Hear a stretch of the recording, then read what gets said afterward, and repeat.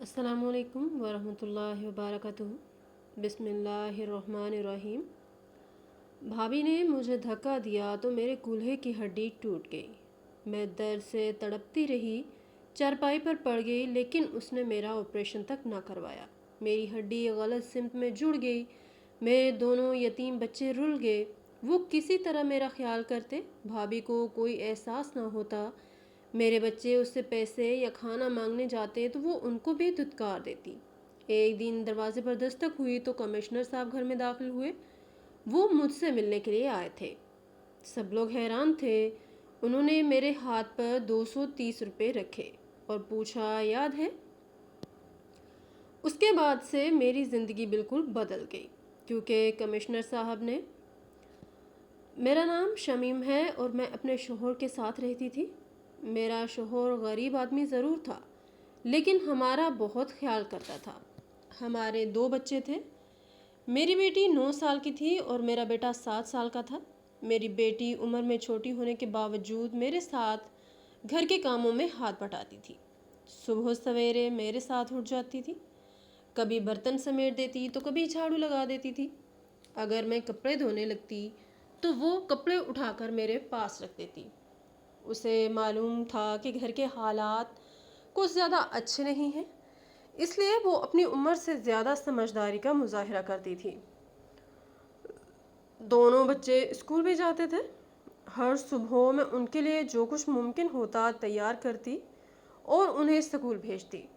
کبھی ان کے پرانے بستے ہوتے تو کبھی جوتے گھس جاتے، لیکن میرے بچے کبھی بھی ضد نہیں کرتے تھے۔ وہ جانتے تھے کہ ان کے ماں باپ اپنی طرف سے پوری کوشش کر رہے ہیں۔ جب وہ اسکول سے واپس آتے تو پہلے میرے پاس آ کر بیٹھتے اور پھر اپنے دن بھر کی باتیں سناتے۔ ان کی باتیں سن کر میری ساری تھکن کم ہو جاتی تھی۔ پوری دنیا میں میرا صرف ایک بھائی تھا جو شادی شدہ تھا اور اسی محلے میں رہتا تھا۔ اس کا گھر ہم سے زیادہ دور نہیں تھا۔ اس کے حالات بھی ہم سے کہیں بہتر تھے۔ اس کے گھر میں کسی چیز کی کمی نہیں تھی، لیکن اس کے باوجود وہ کبھی ہمارا اس طرح خیال نہیں کرتا تھا جس طرح ایک بھائی کو کرنا چاہیے۔ کئی بار ایسے مواقع آئے جب مجھے اپنے بھائی کی بہت سخت ضرورت محسوس ہوئی، لیکن اس نے کبھی خود آگے بڑھ کر ہمارا حال نہیں پوچھا۔ اگر کبھی ملاقات ہو بھی جاتی تو وہ چند رسمی باتیں کر کے اپنے کام میں لگ جاتا۔ میں نے اپنی پسند سے شادی کی تھی اور یہی وجہ تھی کہ خاندان کے زیادہ تر لوگ مجھ سے ناراض تھے۔ انہوں نے میری شادی کو کبھی دل سے قبول ہی نہیں کیا تھا۔ شادی کے بعد جیسے جیسے وقت گزرتا گیا، ویسے ویسے ان کی ناراضگی بھی کم نہ ہوئی۔ میں جب کبھی کسی خوشی یا غمی کے موقع پر انہیں دیکھتی تو ان کے رویے سے صاف محسوس ہوتا کہ وہ اب بھی مجھ سے خوش نہیں ہیں۔ ان میں سے کسی نے بھی مجھے اپنانے کی کوشش نہیں کی تھی۔ میرے شوہر کے خاندان والے بھی ہمارے ساتھ اچھا سلوک نہیں کرتے تھے۔ حالانکہ ہماری شادی کو 10 سال گزر چکے تھے، لیکن وہ ہمیں بلاتے تک نہیں تھے۔ کسی تقریب میں ہمارا نام شامل نہیں ہوتا تھا۔ کسی خوشی کے موقع پر ہمیں یاد نہیں کیا جاتا تھا۔ شروع میں مجھے اس بات کا بہت دکھ ہوتا تھا، لیکن آہستہ آہستہ میں نے اس حقیقت کو قبول کر لیا تھا۔ میں نے سوچ لیا تھا کہ جب لوگ ہمیں نہیں چاہتے تو ہم زبردستی کسی کے دل میں اپنی جگہ نہیں بنا سکتے۔ میں نے اپنے شوہر کے ساتھ بہت سے مشکل حالات برداشت کیے تھے۔ ایسے دن بھی آئے تھے جب میں گھر میں کھانے کے لیے کچھ نہیں ہوتا تھا۔ میں خالی برتنوں کو دیکھ کر پریشان ہو جاتی تھی، لیکن اپنے شوہر کے چہرے پر فکر کی لکیریں دیکھ کر خاموش رہتی تھی۔ وہ صبح سے شام تک محنت کرتا تھا تاکہ ہمارے لیے کچھ کما سکے۔ کئی بار وہ تھکا ہارا گھر واپس آتا اور اس کے ہاتھ میں اتنے پیسے بھی نہیں ہوتے تھے کہ گھر کا پورا خرچ چل سکے، پھر بھی وہ ہمت نہیں ہارتا تھا۔ مجھے آج بھی وہ دن یاد ہیں جب ہم دونوں رات کو بیٹھ کر یہ سوچتے تھے کہ اگلا دن کیسے گزرے گا۔ کبھی ادھار لے کر کام چلایا جاتا اور کبھی کسی طرح گزارا کیا جاتا۔ حالات جتنے بھی سخت ہوتے، میں نے کبھی اپنے شوہر کا ساتھ نہیں چھوڑا۔ میں جانتی تھی کہ وہ اپنی پوری کوشش کر رہا ہے، اسی طرح اس نے بھی کبھی میرا ہاتھ نہیں چھوڑا۔ ہم دونوں ایک دوسرے کا سہارا بنے رہے۔ مشکلات آتی رہیں، لیکن ہم نے مل کر ان کا مقابلہ کیا۔ زندگی آسان نہیں تھی لیکن پھر بھی گزر رہی تھی۔ ہم اپنے بچوں کی خاطر ہر مشکل برداشت کر لیتے تھے۔ کبھی اچھا وقت آ جاتا اور کبھی برا وقت آ جاتا، لیکن ہم نے جینا نہیں چھوڑا۔ ہماری زندگی اسی طرح آہستہ آہستہ آگے بڑھ رہی تھی۔ ایک دن میں اپنے بیٹے کے ساتھ گھر کا سامان لینے کے لیے بازار گئی۔ موسم گرم تھا اور دھوپ سڑکوں پر اس طرح پھیلی ہوئی تھی جیسے آگ برس رہی ہو۔ میں اپنے بیٹے کا ہاتھ پکڑے آہستہ آہستہ چل رہی تھی۔ راستے میں جب ہم محلے کے پرانے حصے سے گزرے تو اچانک میری نظر ایک بہت پرانے پیپل کے درخت پر پڑی۔ وہی درخت جو برسوں سے اسی جگہ کھڑا تھا۔ اس کے ارد گرد اب لوگوں نے کچرا پھینکنا شروع کر دیا تھا۔ خشک پتے زمین پر بکھرے ہوئے تھے اور درخت کے نیچے مٹی اور گرد جمع تھی۔ میں اچانک چند لمحوں کے لیے وہیں رک گئی۔ میری نظریں درخت پر جمی رہ گئیں۔ ایسا لگا جیسے وقت ایک دم پیچھے چلا گیا ہو۔ میرے کانوں میں پرانی آوازیں گونجنے لگیں اور ماضی کی ایک بھولی ہوئی تصویر میری آنکھوں کے سامنے آ گئی۔ میرے بیٹے نے میرا ہاتھ ہلایا اور بولا، ماما چلے نا۔ میں چونک گئی۔ میں نے ایک گہری سانس لی اور دوبارہ چلنے لگی، لیکن میرا ذہن اب بازار میں نہیں تھا۔ میرا ذہن برسوں پیچھے جا چکا تھا۔ گھر واپس آئی تو بھی وہی یاد میرے دل و دماغ پر چھائی ہوئی تھی۔ مجھے بار بار وہ لڑکا یاد آ رہا تھا جو اسی پیپل کے درخت کے نیچے بیٹھا کرتا تھا۔ وہ کوئی اور نہیں بلکہ شفیق تھا۔ اس وقت میری عمر 12 سال تھی اور شاید اس کی عمر بھی اتنی ہی ہوگی۔ مجھے آج بھی وہ دن ایسے ہی یاد ہے جیسے کل کی بات ہو۔ میں کسی چیز کے لیے بازار آئی ہوئی تھی۔ جب میں اس درخت کے قریب پہنچی تو دیکھا کہ ایک دبلا پتلا لڑکا زمین پر بیٹھا ہے۔ اس کے سامنے بوٹ پالش کرنے کا سامان رکھا تھا۔ کچھ برش پڑے تھے اور پالش کی چند ڈبیاں رکھی ہوئی تھیں، لیکن اس دن وہ بوٹ پالش نہیں کر رہا تھا۔ اس کے ہاتھ میں ایک کتاب تھی اور وہ رو رہا تھا۔ میں رک گئی۔ میں نے حیرانی سے اس کی طرف دیکھا اور پھر اس کے قریب جا کر پوچھا، تم کیوں رو رہے ہو؟ کیا ہوا ہے؟ اس نے سر اٹھایا۔ اس کی آنکھیں سرخ ہو چکی تھیں اور آنسو مسلسل بہہ رہے تھے۔ وہ بولا، میں پڑھائی کرتا ہوں۔ یہ کتاب میرے لیے بہت ضروری تھی۔ کل میرا پیپر ہے۔ یہ کہتے ہوئے اس نے پھٹی ہوئی کتاب میری طرف کر دی۔ میں نے دیکھا کہ کتاب کئی جگہوں سے پھٹی ہوئی تھی۔ وہ روتے ہوئے بولا، ایک آدمی آیا تھا، میں اس کے جوتے پالش کر رہا تھا، ساتھ ساتھ پڑھ بھی رہا تھا۔ میرا دھیان کتاب کی طرف چلا گیا تو اس کا کام ٹھیک نہیں ہوا۔ وہ غصے میں آ گیا اور میری کتاب پھاڑ کر چلا گیا۔ اس کی آواز میں اتنا دکھ تھا کہ میرا دل بھر آیا۔ میں نے فوراً کہا، کوئی بات نہیں، دوسری کتاب خرید لو، سامنے ہی تو دکان ہے۔ وہ ایک طاق سی ہنسی ہنس کر بولا، صبح سے صرف ایک ہی آدمی آیا تھا اور اس نے صرف 20 روپے دیے ہیں۔ میرے پاس کتاب خریدنے کے پیسے نہیں ہیں۔ میں نے پوچھا، کتنے کی ہے کتاب؟ اس نے آہستہ سے جواب دیا، 230 روپے کی۔ میں خاموش ہو گئی۔ اس دن میرے بابا نے مجھے ہفتے بھر کا خرچہ دیا تھا، 250 روپے۔ اس زمانے میں بچوں کے لیے 250 روپے بھی بہت ہوتے تھے۔ میں بازار آتے ہوئے 20 روپے کی آئس کریم کھا چکی تھی اور میرے پاس 230 روپے باقی تھے۔ میں نے اپنی مٹھی کھولی اور سارے پیسے نکال کر اس کی طرف بڑھا دیے۔ وہ حیران رہ گیا۔ اس نے میری طرف ایسے دیکھا جیسے اسے یقین ہی نہ آ رہا ہو۔ تم مجھے اپنے پیسے کیوں دے رہی ہو؟ اس نے حیرت سے پوچھا۔ میں نے جواب دیا، تمہارا کل پیپر ہے، اگر کتاب نہ ہوئی تو تمہارا پورا سال ضائع ہو جائے گا۔ وہ کچھ لمحے مجھے دیکھتا رہا۔ اس کی آنکھوں میں حیرانی بھی تھی اور شکر گزاری بھی۔ اس نے کانپتے ہاتھوں سے پیسے لیے اور بار بار میرا شکریہ ادا کرنے لگا۔ پھر اس نے کہا، میرا نام شفیق ہے۔ میں نے بھی اسے اپنا نام بتایا۔ وہ بولا، ایک دن میں تمہارا یہ احسان ضرور اتاروں گا۔ میں ہنس دی، کوئی ضرورت نہیں۔ میں نے کہا، اس دن کے بعد بھی وہ مجھے 2-4 مرتبہ اسی درخت کے نیچے نظر آیا۔ جب بھی مجھے دیکھتا وہ مسکرا دیتا، کبھی ہاتھ ہلا دیتا، لیکن پھر ایک دن اچانک وہ غائب ہو گیا۔ میں نے کئی دن تک اسے وہاں نہیں دیکھا۔ پھر آہستہ آہستہ میں بھی اسے بھول گئی۔ زندگی آگے بڑھ گئی اور وقت گزرتا گیا۔ آج برسوں بعد جب میں اس درخت کے پاس سے گزری تو نہ جانے کیوں اس کی یاد اچانک میرے دل میں جاگ اٹھی تھی۔ میں انہی سوچوں میں گم تھی کہ چاولوں کا تھیلا اٹھائے گھر واپس آ گئی، لیکن حقیقت یہ تھی کہ میری اپنی زندگی اب کسی اور امتحان سے گزر رہی تھی۔ ہمارے حالات اب بھی بہت خراب تھے۔ اس دن میں کریانے کی دکان سے صرف چاول خرید کر لائی تھی۔ میں دال بھی خرید سکتی تھی، لیکن اگر دال خرید لیتی تو اسے کھانے کے لیے روٹی نہیں ہوتی۔ اسی لیے میں نے سوچا کہ چاول لے لیتی ہوں، انہیں پانی اور نمک میں ابال لوں گی اور بچوں کو کھلا دوں گی۔ اتنے برے حالات تھے ہمارے۔ گھر آ کر میں نے چاول ایک طرف رکھ دیے اور کافی دیر خاموش بیٹھی رہی۔ میرے بچے کھیل رہے تھے اور انہیں اندازہ بھی نہیں تھا کہ ان کی ماں کس فکر میں ڈوبی ہوئی ہے۔ دوسری طرف میرا شوہر بھی پریشان تھا۔ وہ ہاتھ پر ہاتھ رکھ کر بیٹھنے والوں میں سے نہیں تھا۔ وہ ہر حال میں محنت کرنے کی کوشش کرتا تھا۔ اسی رات اس نے مجھ سے کہا، فکر نہ کرو، کل کچھ نہ کچھ کما کر ضرور لاؤں گا۔ میں نے صرف سر ہلا دیا۔ اگلی صبح سورج نکلنے سے پہلے ہی وہ گھر سے نکل گیا۔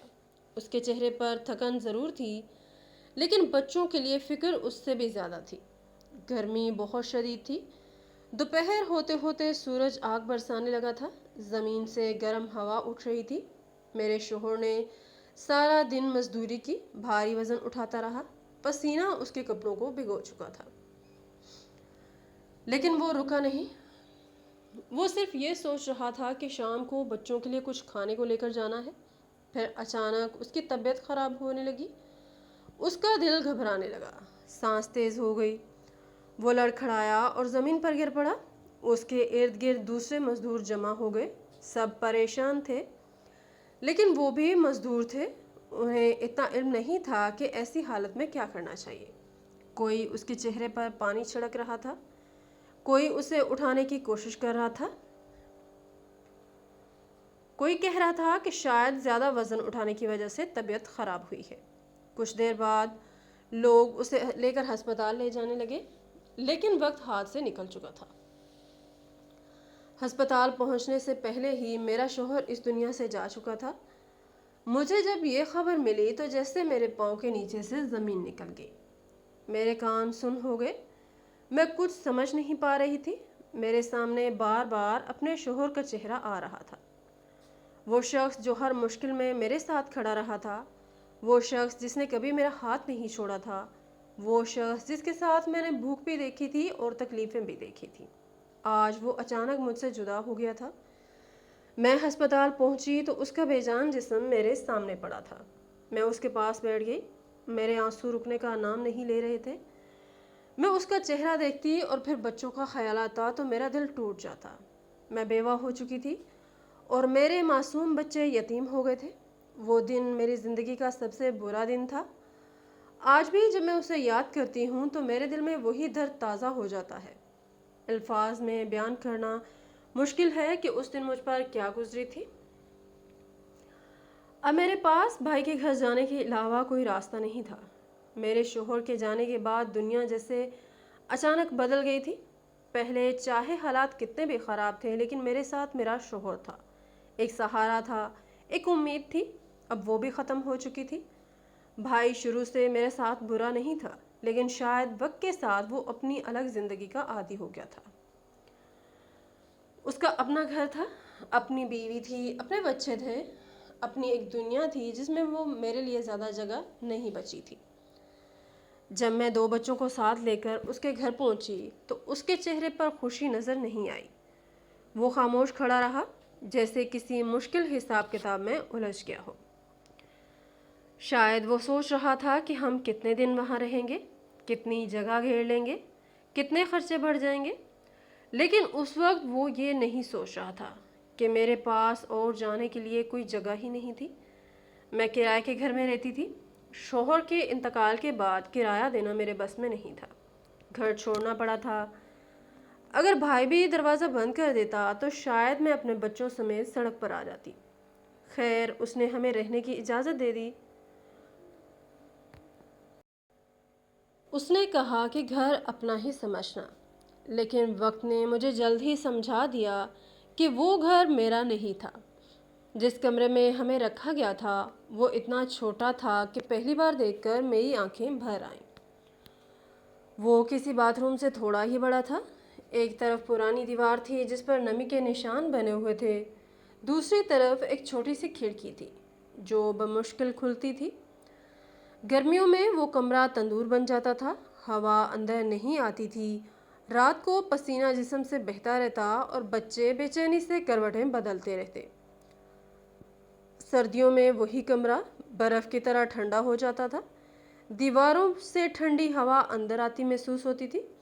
میرے بچے رات کو ایک دوسرے سے لپٹ کر سوتے تھے تاکہ کچھ گرمی محسوس ہو سکے، لیکن ہمارے پاس اور کوئی راستہ نہیں تھا، ہمارے پاس اور کوئی ٹھکانہ نہیں تھا جہاں پر ہم جاتے۔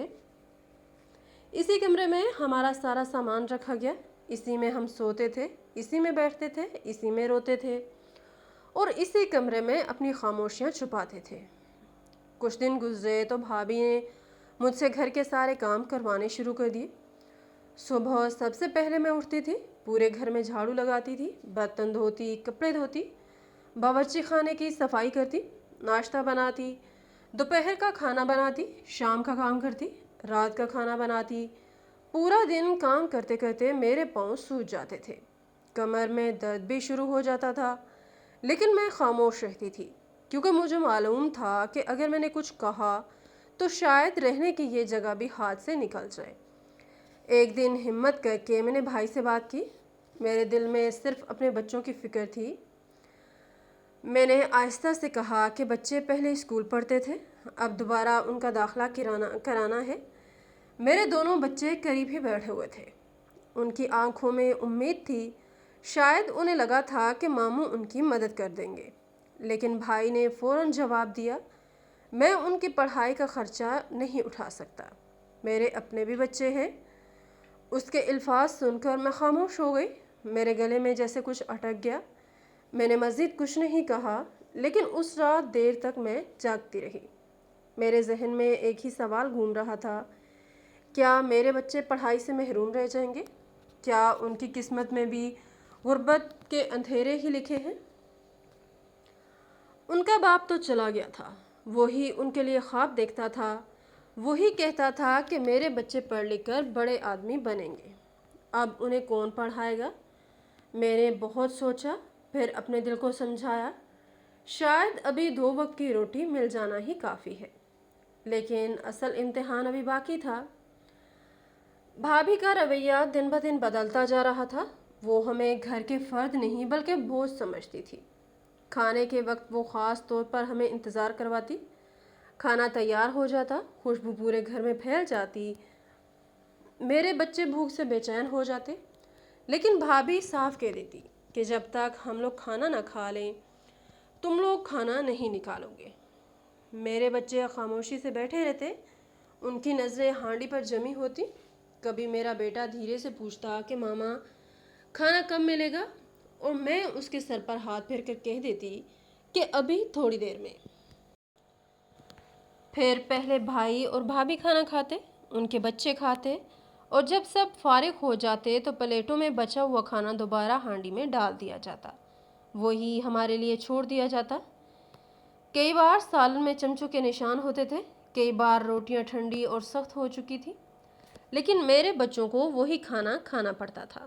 میں انہیں کھاتے ہوئے دیکھتی تو میرا دل ٹکڑے ٹکڑے ہو جاتا تھا، مجھے اپنی بھوک محسوس ہی نہیں ہوتی تھی، میں صرف یہ دیکھتی تھی کہ میرے بچے کسی طرح پیٹ بھر لیں۔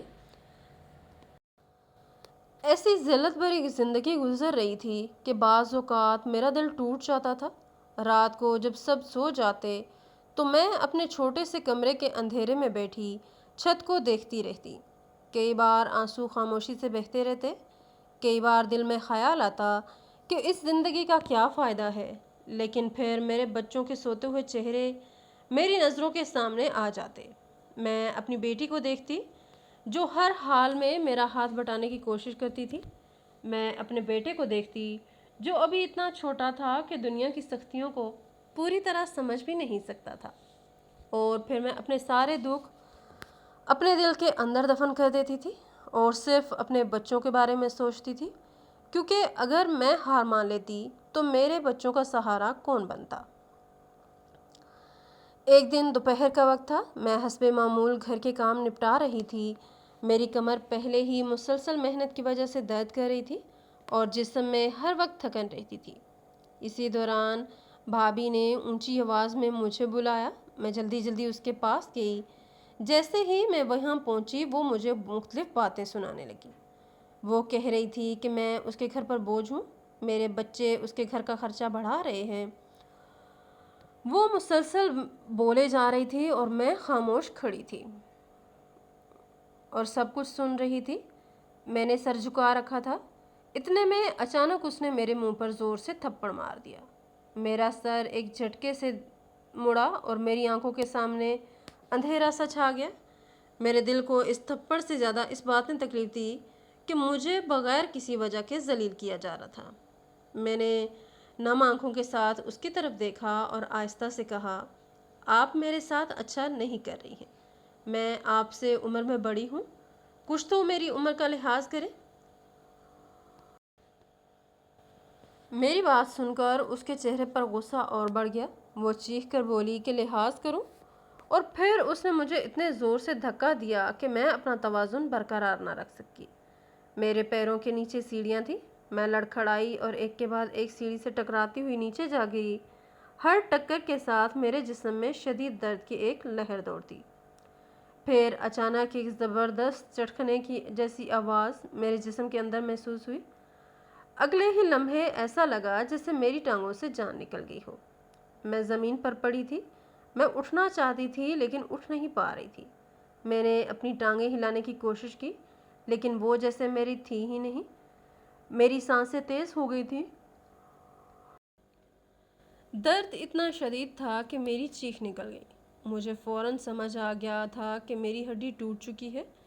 میرے بچے بھاگتے ہوئے میرے پاس آئے۔ میری بیٹی زور زور سے رونے لگی۔ میرا بیٹا گھبرا کر کبھی میری طرف دیکھتا اور کبھی اپنی مامی کی طرف۔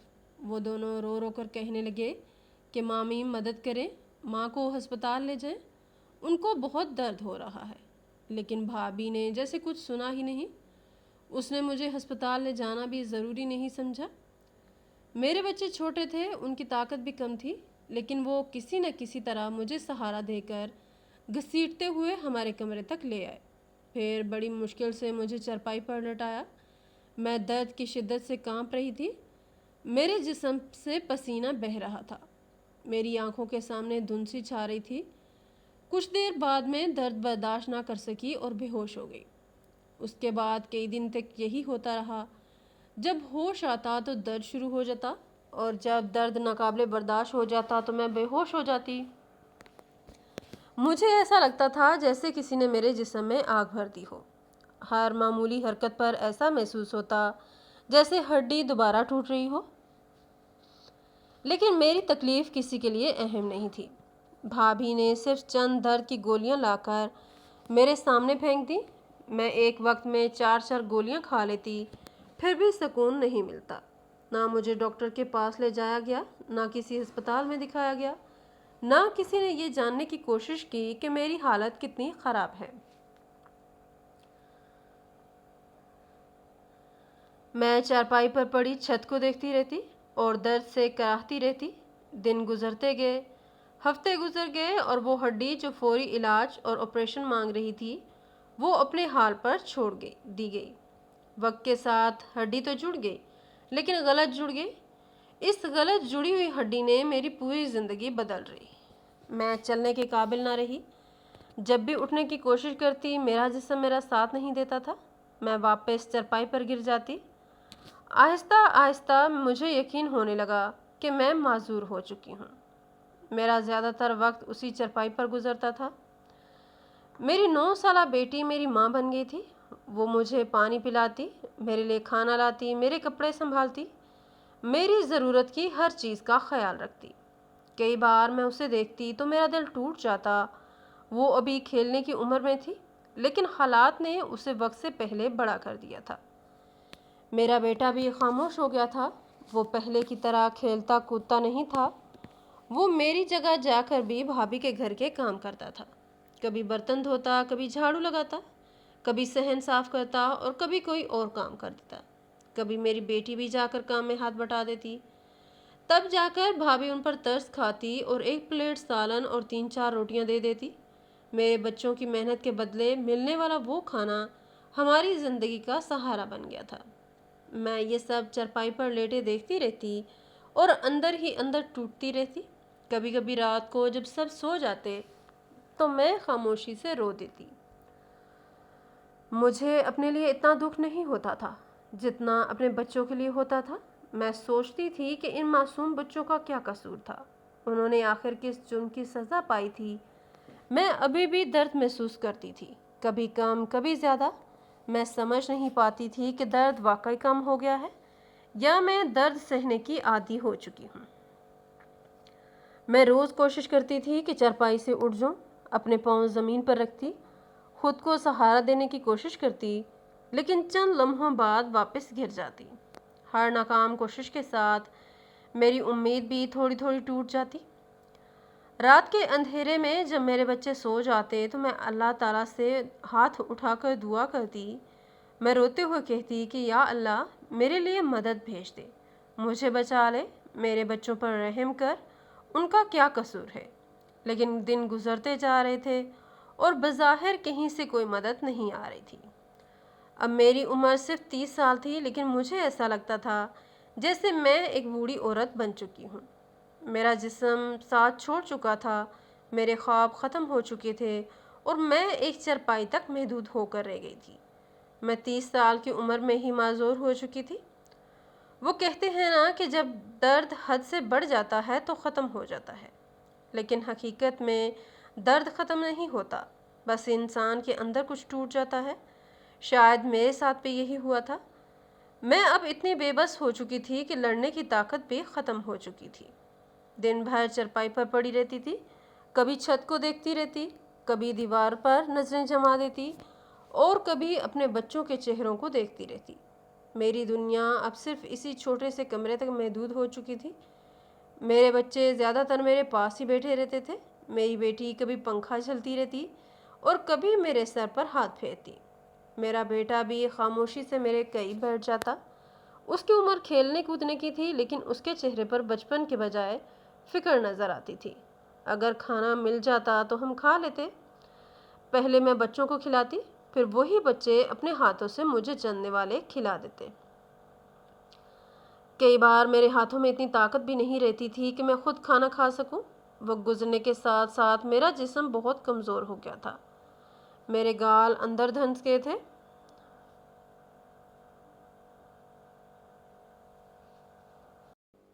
چہرے کی رونق ختم ہو چکی تھی، آنکھوں کے نیچے سیاہ ہلکے پڑ گئے تھے۔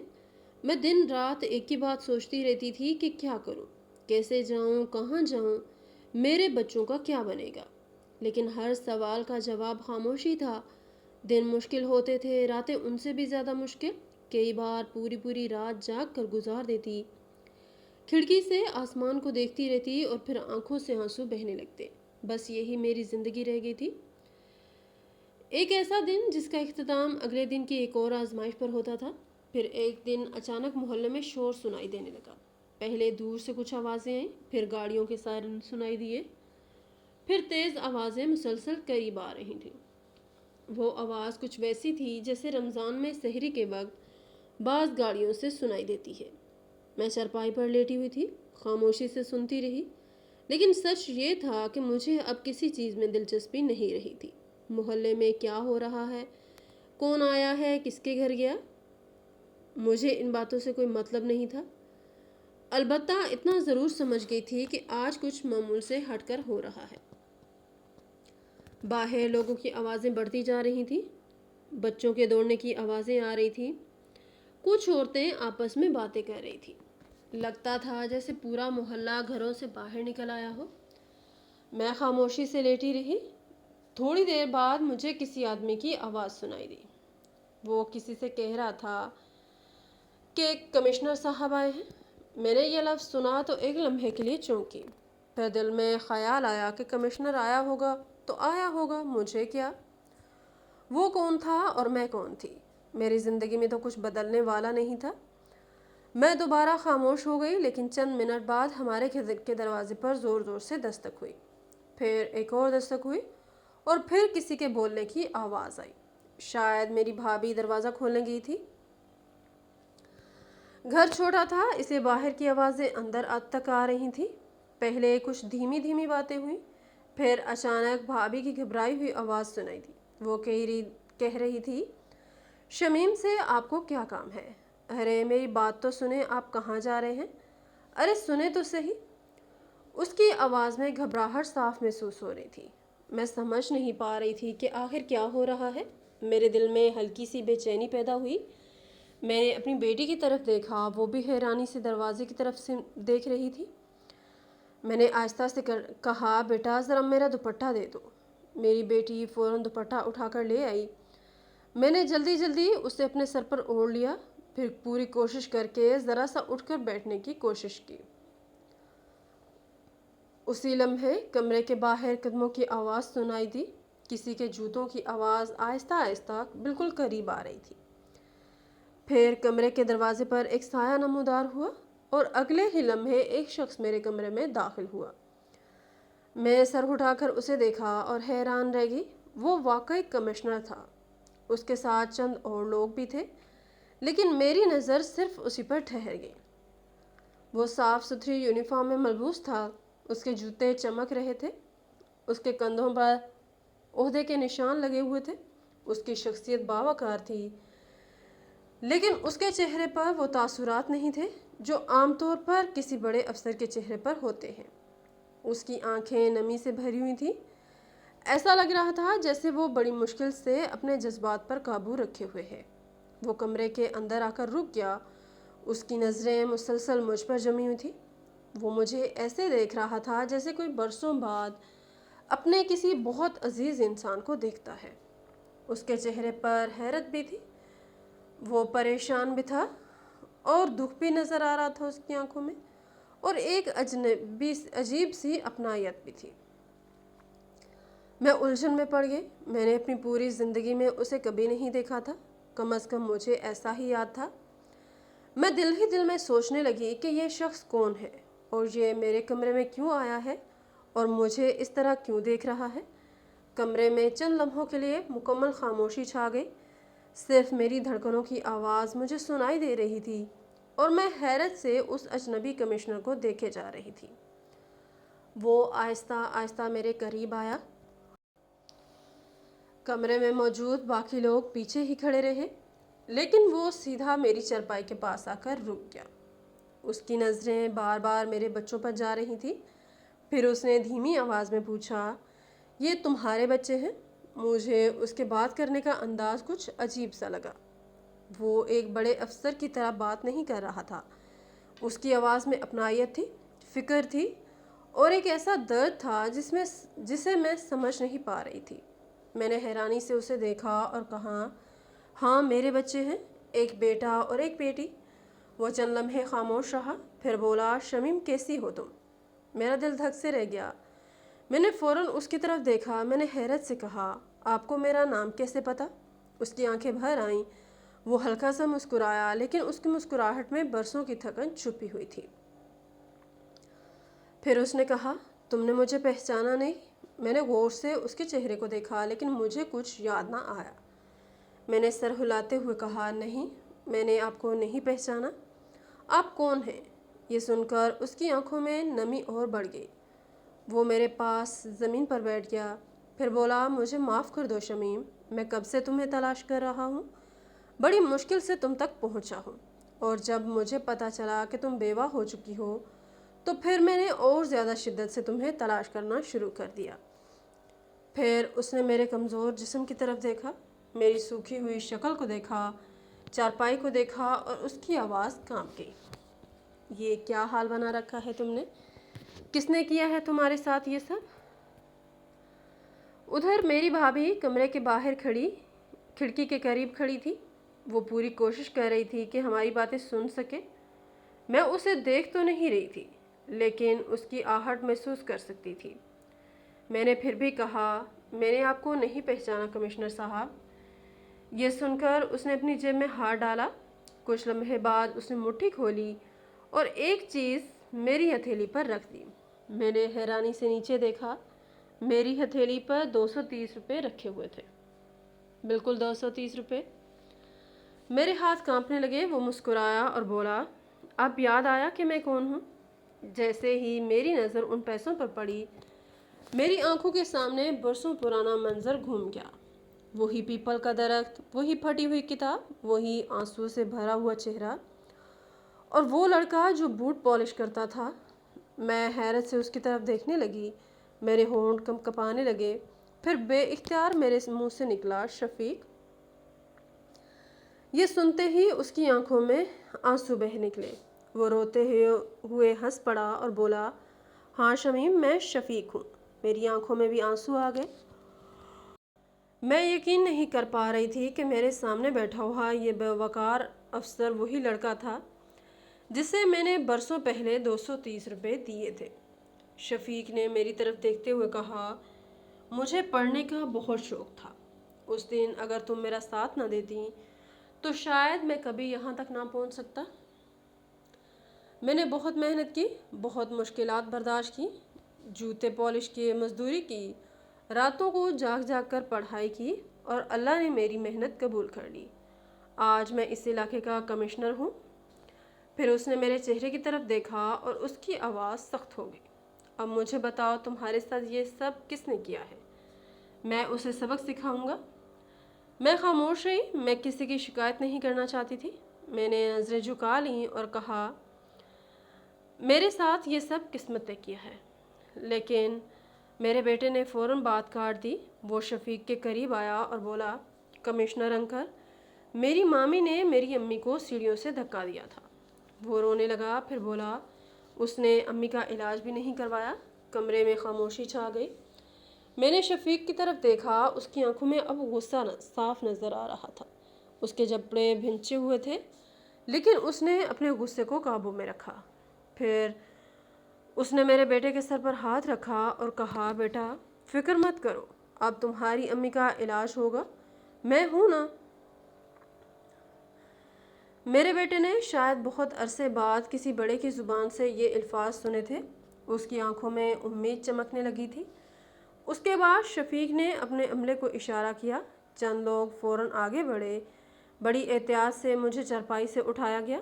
پہلی بار مجھے ایسا محسوس ہوا جیسے کسی کو واقعی میری تکلیف کی فکر ہو۔ میرے بچوں کو بھی ساتھ بٹھایا گیا۔ پھر ہمیں باہر لایا گیا۔ باہر پوری گلی لوگوں سے بھری ہوئی تھی۔ سب حیرت سے دیکھ رہے تھے۔ کسی کو یقین نہیں آ رہا تھا کہ کمشنر خود ایک معذور عورت کو لینے آیا ہے۔ گھر کے دروازے کے قریب میری بھابھی کھڑی تھی۔ اس کا چہرہ زرد پڑ چکا تھا۔ اس کی آنکھوں میں خوف صاف دکھائی دے رہا تھا۔ شفیق نے گاڑی میں بیٹھنے سے پہلے اس کی طرف دیکھا اور سخت لہجے میں کہا، تمہاری تو بعد میں خبر لیتا ہوں۔ بس اتنا سننا تھا کہ بھابھی کے چہرے کا رنگ اڑ گیا۔ اس کے ہونٹ کانپنے لگے اور ایسا لگ رہا تھا جیسے ابھی رو پڑے گی۔ پھر گاڑی چل پڑی۔ میں پچھلی نشست پر بیٹھی تھی۔ میرے دونوں بچے میرے ساتھ تھے۔ گاڑی کی کھڑکی سے باہر دیکھتے ہوئے مجھے یوں محسوس ہو رہا تھا جیسے برسوں بعد اندھیرے میں روشنی کی ایک کرن دکھائی دی ہو۔ کچھ ہی دیر بعد ہم ایک بڑے ہسپتال پہنچ گئے۔ مجھے فوراً اندر لے جایا گیا۔ ڈاکٹر نے مختلف معائنے شروع کر دیے۔ ایکس رے کیے گئے، رپورٹیں دیکھی گئی۔ کافی دیر بعد ایک سینئر ڈاکٹر شفیق کے پاس آیا۔ شفیق بے چینی سے ان کا انتظار کر رہا تھا۔ اس نے فوراً پوچھا، ڈاکٹر صاحب، کیا ان کا آپریشن دوبارہ ہو سکتا ہے؟ لیکن رپورٹیں دیکھتے ہوئے ڈاکٹر نے کہا، ہو تو سکتا ہے، لیکن بہت مشکل ہوگا اور کافی خرچہ بھی آئے گا۔ شفیق نے ایک لمحہ بھی ضائع کیے بغیر کہا، پیسوں کی فکر مت کریں، جو بھی خرچہ ہو بس ان کا علاج کریں، ان کی ہڈی واپس اپنی جگہ جوڑ دیں تاکہ یہ دوبارہ اپنے قدموں پر کھڑی ہو سکے۔ ڈاکٹر نے سنجیدگی سے کہا، امید موجود ہے، لیکن صرف 50%۔ اور ایک اور مسئلہ بھی ہے، یہ بہت کمزور ہو چکی ہیں۔ پہلے ہمیں ان کی صحت بہتر کرنی ہوگی، اچھی خوراک دینی ہوگی، مکمل نگہداشت کرنی ہوگی، کچھ عرصہ ہسپتال میں رہنا پڑے گا۔ شفیق نے فوراً کہا، ٹھیک ہے، جو ضروری ہے وہ کریں۔ پھر وہ میرے بستر کے پاس آیا۔ میں پریشانی سے اپنے بچوں کو دیکھ رہی تھی۔ اس نے میری فکر سمجھ لی۔ وہ بولا، شمیم تم فکر مت کرو، تمہارے بچے میرے گھر میں رہیں گے، وہ محفوظ رہیں گے، میں ان کا پورا خیال رکھوں گا اور کل ہی ان کا اسکول میں داخلہ بھی کرواؤں گا۔ یہ سنتے ہی میری آنکھوں سے آنسو بہنے لگے۔ شاید برسوں بعد پہلی بار مجھے محسوس ہوا تھا کہ اللہ نے میری دعائیں سن لی ہیں اور وہ مدد جس کا میں ہر رات انتظار کرتی تھی آخر کار میرے دروازے تک پہنچ گئی تھی۔ جب شفیق کو پوری حقیقت کا پتہ چلا تو اس نے فوراً قانونی کارروائی شروع کر دی۔ مجھے جب اس بات کا علم ہوا تو میں نے اسے روکنے کی کوشش کی۔ میں نے کہا کہ شفیق چھوڑ دو، جو ہونا تھا ہو گیا، میں مزید جھگڑے نہیں چاہتی، لیکن اس نے میری بات نہیں مانی۔ وہ کہنے لگا کہ نہیں شمیم، اگر آج اسے اس کے کیے کی سزا نہ ملی تو اسے کبھی احساس نہیں ہوگا کہ اس نے کیا کیا ہے۔ پھر اس نے سخت لہجے میں کہا، کم از کم 6 مہینے کی جیل تو ضرور ہوگی تاکہ اسے پتہ چلے کہ کسی بے بس انسان کے ساتھ ظلم کرنے کا انجام کیا ہوتا ہے۔ اور پھر واقعی ایسا ہی ہوا۔ قانونی کارروائی کے بعد میری بھابھی کو جیل جانا پڑا۔ جب وہ جیل کی سلاخوں کے پیچھے گئی تو نہ جانے کیوں میرے دل میں اس کے لیے نفرت سے زیادہ افسوس پیدا ہوا۔ میں سوچتی تھی کہ شاید 6 مہینے کی قید اسے میری 2 سالہ قید کا احساس دلا دے۔ میں تو کسی جیل میں بند نہیں تھی، لیکن میری چارپائی ہی میری جیل بن گئی تھی۔ میں 2 سال تک ایک ہی جگہ پڑی رہی تھی، نہ آزادی، نہ عزت، نہ امید تھی۔ شاید اب اسے کچھ اندازہ ہو کہ بے بسی کیا ہوتی ہے۔ ادھر میری زندگی ایک نئے راستے پر چل پڑی تھی۔ میرا آپریشن ہوا، وہ آسان نہیں تھا۔ ڈاکٹر کئی گھنٹوں تک مصروف رہے۔ پھر ایک لمبا علاج شروع ہوا۔ شروع میں مجھے بہت تکلیف ہوتی تھی۔ دوائیں چلتی رہتی تھی، ورزشیں کروائی جاتی تھی، فزیو تھراپی ہوتی تھی، کبھی ہمت جواب دے جاتی تھی، کبھی لگتا تھا کہ شاید میں دوبارہ کبھی اپنے پاؤں پر کھڑی نہ ہو سکوں۔ لیکن شفیق ہر قدم پر میرے ساتھ کھڑا رہا۔ وہ روز ہسپتال آتا، میری خیریت پوچھتا، میرا حوصلہ بڑھاتا اور مجھے یقین دلاتا کہ ایک دن میں ضرور چل سکوں گی۔ تقریباً 7-8 مہینے کی مسلسل محنت اور علاج کے بعد میری حالت بہتر ہونا شروع ہوئی۔ پھر ایک دن ڈاکٹر نے مجھے گھر جانے کی اجازت دے دی۔ وہ دن میری زندگی کے خوبصورت دنوں میں سے ایک تھا۔ میں ہسپتال سے باہر نکلی تو مجھے یوں محسوس ہوا جیسے میں دوبارہ زندگی میں واپس آ گئی ہوں۔ گھر پہنچنے کے بعد بھی مجھے 3-4 مہینے آرام کرنا پڑا، لیکن اب حالات پہلے جیسے نہیں تھے۔ میرے بچے خوش تھے، ان کے چہروں پر رونق واپس آ چکی تھی۔ وہ صاف ستھرے کپڑے پہن کر اسکول جاتے تھے، شام کو واپس آ کر اپنی پڑھائی کرتے تھے۔ ان کے بستے نئی کتابوں سے بھرے ہوتے تھے۔ ان کے چہروں پر وہ بھوک اور پریشانی نہیں تھی جو پہلے ہوا کرتی تھی۔ وہ خوش تھے۔ میں اکثر خاموشی سے بیٹھ کر انہیں دیکھتی رہتی۔ میری آنکھوں میں خوشی کے آنسو آ جاتے، کیونکہ یہی تو وہ خواب تھا جو میں نے اور میرے مرحوم شوہر نے دیکھا تھا، بچوں کو پڑھتے لکھتے دیکھنے کا خواب۔ وقت گزرتا گیا، میں روز تھوڑی دیر ورزش کرتی رہی، چلنے کی کوشش کرتی رہی۔ پھر وہ دن بھی آیا جب میں نے بغیر سہارے کے چند قدم اٹھا لیے۔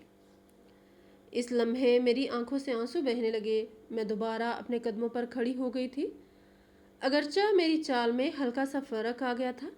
میں پہلے کی طرح تیزی سے نہیں چل سکتی تھی، لیکن پھر بھی اس زندگی سے 1000 گنا بہتر تھا جو میں نے چارپائی پر پڑے گزار دی تھی۔ پھر مزید 6-7 مہینے گزر گئے۔ زندگی اب پرسکون ہو چکی تھی، کوئی دکھ، کوئی پریشانی نہیں تھی اس زندگی میں۔ ایک شام سورج غروب ہونے کو تھا، آسمان سنہری روشنی سے بھر گیا تھا۔ میں صحن میں بیٹھی بچوں کو کھیلتے ہوئے دیکھ رہی تھی۔ اسی دوران شفیق میرے پاس آ کر بیٹھ گیا۔ وہ کچھ غیر معمولی سنجیدہ دکھائی دے رہا تھا۔ کافی دیر خاموش رہنے کے بعد اس نے میری طرف دیکھا اور کہا کہ وہ مجھ سے ایک بات کرنا چاہتا ہے۔ میں نے حیرانی سے اس کی طرف دیکھا۔ پھر اس نے کہا کہ وہ مجھ سے شادی کرنا چاہتا ہے۔ چند لمحوں کے لیے میں بالکل خاموش ہو گئی۔ مجھے لگا شاید میں نے غلط سنا ہے۔ میں نے فوراً کہا کہ شفیق، میں 2 بچوں کی ماں ہوں، میرے بچے بھی اب بڑے ہو رہے ہیں۔ اس نے مسکرا کر میری بات سنی، پھر بولا کہ مجھے اس سے کوئی فرق نہیں پڑتا۔ میں نے کہا کہ میری شادی بہت پہلے ہو چکی تھی، میری اپنی ایک زندگی گزر چکی ہے۔ اس نے کہا کہ مجھے یہ سب معلوم ہے۔ میں نے پھر سے کہا کہ تم ایک کمشنر ہو، اتنے بڑے عہدے پر ہو، تمہیں مجھ سے کہیں بہتر لڑکی مل سکتی ہے، میں تمہارے قابل نہیں ہوں۔ یہ سن کر اس نے میری آنکھوں میں دیکھتے ہوئے کہا، شمیم، مجھے کسی اور لڑکی کی ضرورت نہیں ہے، مجھے صرف تم چاہیے ہو۔ اگر تم نہیں تو پھر میں شادی ہی نہیں کروں گا۔ اس کے الفاظ سن کر میں خاموش ہو گئی۔ میں نے پہلی بار محسوس کیا کہ وہ صرف مجھ پر احسان نہیں کر رہا تھا، وہ واقعی مجھے چاہتا تھا، شاید برسوں سے، شاید اس دن سے جب میں نے ایک اجنبی لڑکی کو اپنے پورے ہفتے کا خرچہ دے دیا تھا۔ کافی سوچنے کے بعد میں نے آخر کار ہاں کر دی اور پھر ہماری شادی ہو گئی۔ آج شفیق میرا شوہر ہے، میرے بچوں کا باپ ہے، وہ انہیں اپنے بچوں کی طرح محبت دیتا ہے، ان کی تعلیم کا خیال رکھتا ہے، ان کی ہر ضرورت پوری کرتا ہے۔ میرے بیٹے اور بیٹی کے چہروں پر جو خوشی آج مجھے نظر آتی ہے وہ میرے لیے دنیا کی سب سے بڑی دولت ہے، اور میں بھی اس کے ساتھ بہت خوش ہوں۔ جہاں تک میری بھابھی کا تعلق ہے تو وہ اپنی سزا کاٹ کر واپس آ چکی ہیں، لیکن بعض اوقات اصل سزا جیل سے باہر شروع ہوتی تھی۔ آج اس کے حالات پہلے جیسے نہیں رہے، بھائی کی نوکری ختم ہو چکی ہے، گھر کے حالات خراب ہو گئے ہیں، اور وہ زندگی جس پر انہیں بہت ناز تھا اب ویسی نہیں رہی تھی۔ میں اس کی برائی نہیں کرتی، نہ اس کے لیے برا چاہتی ہوں، لیکن زندگی کا ایک اصول ضرور ہے، انسان جو دوسروں کے لیے بوتا ہے ایک دن وہی کاٹتا بھی ہے۔ کبھی کبھی انسان کو سزا مل رہی ہوتی ہے لیکن اسے احساس ہی نہیں ہوتا کہ یہ اس کے اپنے اعمال کا نتیجہ ہے۔ اور آج جب میں اپنی زندگی کو دیکھتی ہوں تو اللہ کا شکر ادا کرتی ہوں۔ ایک وقت تھا جب میرے پاس کچھ بھی نہیں تھا، نہ گھر تھا، نہ کوئی سہارا تھا، اور نہ ہی کوئی امید تھی، اور آج میرے پاس سب کچھ ہے، عزت ہے، سکون ہے، اپنا گھر ہے، اپنے بچے ہیں، اور ایک ایسا شوہر ہے جو ہر مشکل میں میرا ساتھ دیتا ہے۔ کبھی کبھی میں رات کو آسمان کی طرف دیکھتی ہوں تو مجھے وہ دن یاد آ جاتے ہیں جب میں چارپائی پر لیٹی مدد کے لیے دعائیں مانگا کرتی تھی۔ تب مجھے لگتا تھا کہ شاید میری دعائیں کہیں نہیں پہنچ رہیں، لیکن آج سمجھ آتا ہے کہ اللہ خاموش ضرور رہتا ہے مگر بے خبر نہیں رہتا۔